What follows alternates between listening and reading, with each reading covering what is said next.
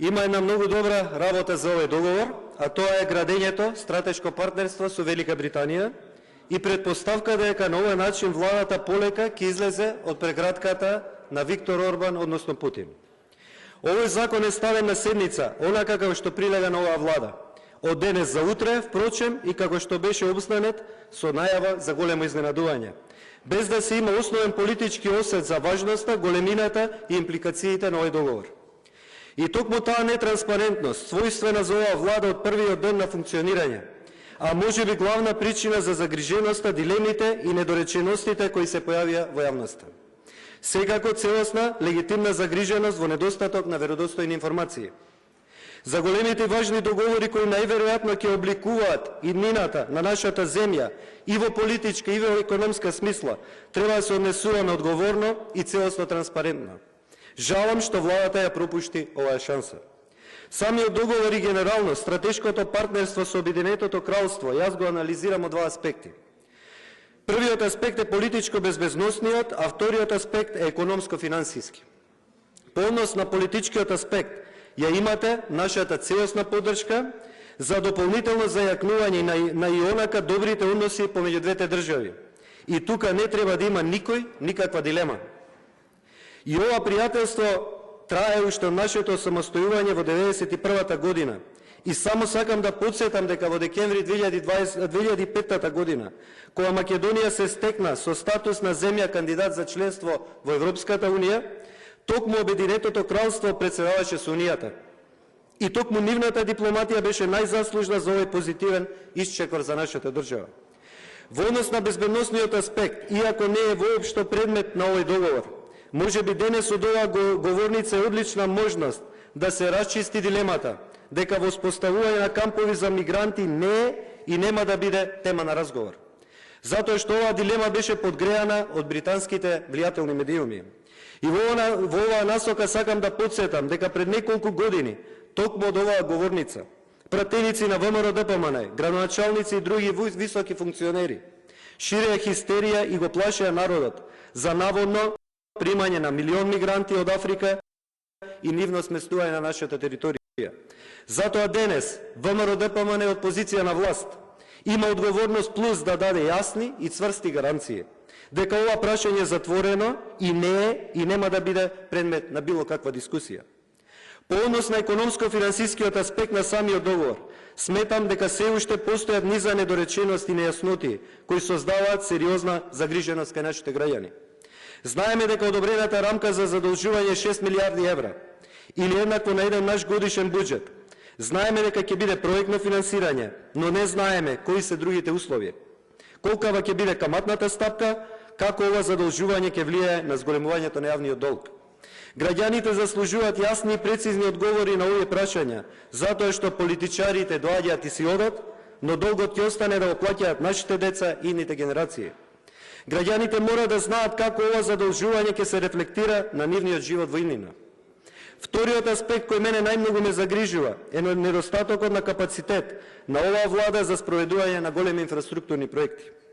Недостатокот на капацитет на оваа влада јасно се виде преку реализацијата на средствата од унгарскиот заем. Иако во 2024 година беа алоцирани над 70 милиони евра за капитални проекти во општините, реализацијата на крајот на годината беше нула.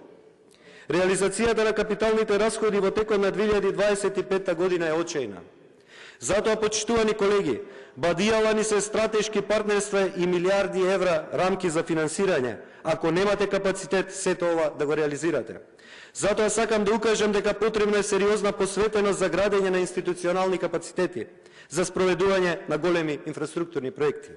Ако ова не се направи, заемот за кој денес зборуваме ќе почне да наликува како огромното ветување на Никола Груевски за 8 милиарди евра инвестиции, од кое ветување нашиот народ не виде многу аир. Третиот аспект кој исто така многу значаен е нашата стратешка цел, а тоа е полноправно членство на Македонија во Европската Унија. И затоа сметам дека ваквите договори никако не смеат да значат субституција, односно можна алтернатива за нашето полноправно членство во Унијата. Полноправното членство во Унијата мора да остане најважен надворешно политички проект за нашата држава. Не постои ниту една држава поединечно која може да обезбеди помош како Европската Унија. Единствен начин нашата држава да добие неповратни средства за изградба на нашата инфраструктура е преку процесот на европска интеграција. А ќе се согласиме, не е исто, суштински е различно, да добиете грант неповратни средства без да ги задолжувате идните генерации или да се задолжувате со огромни кредити како овој денес. И во оваа насока сакам да се осврнам на продолжените приоритетни проекти за финансирање, особено железничкиот коридор 10 и коридорот 8 кои се наведени во анексот кон договорот. И двата овие коридори, и 10-ката и 8-цата, се паневропски коридори и се наоѓаат на главната мрежа на европски коридори. Ова значи дека многу лесно може да се обезбедат грант средства за изградба на овие коридори од фондовите на Европската Унија. И да укажам, не се откажувајте од европските фондови, особено во делот на транспортната инфраструктура, која најскапа изискува огромни средства. Македонија го нема луксузот да не користи неповратни средства кои стојат на располагање. Исто така сакам да се осврнам на некои одредби од договорот за кои е потребно сериозно објаснување. Имено членот 2 од договорот предвидува, цитирам, учесниците ќе работат заедно на идентификување можности за финансирање на проекти, вклучително од УКЕФ. Дали финансирањето ќе оди целосно од УКЕФ или од комерцијални банки за кои УКЕФ би дал гаранции? Ова е многу значајно прашање, особено затоа што се работи за договор влада со влада. Понатаму ставот 2 од член 2, цитирам, ќе се олесни запознавање со британски деловни субјекти за поддршка на реализацијата на проектите.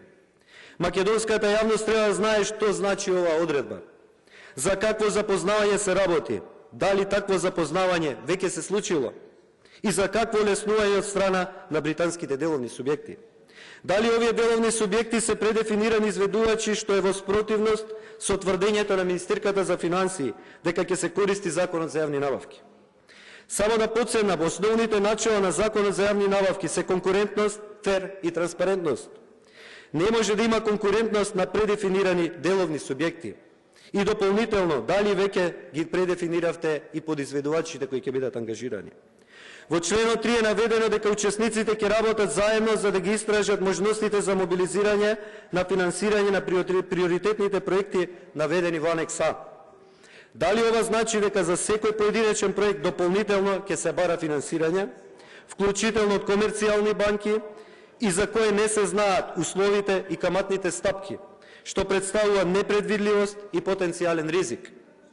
Владата мора да одговори на сите овие прашања и дилеми во интерес на транспарентноста и во интерес на своите граѓани. На крају уште еднаш да потенцирам дека нетранспарентноста е најлошиот сојузник на секоја влада. Затоа што и да се намерите најдобри, доколку не бидат јавно презентирани и објаснети, остава простор за различни толкувања. Жалам што оваа нетранспарентност и затвореност на владата кон своите граѓани ќе фрли темна дамка на овој договор. И таа дамка ќе остане до неговото финално реализирање. Ви благодарам.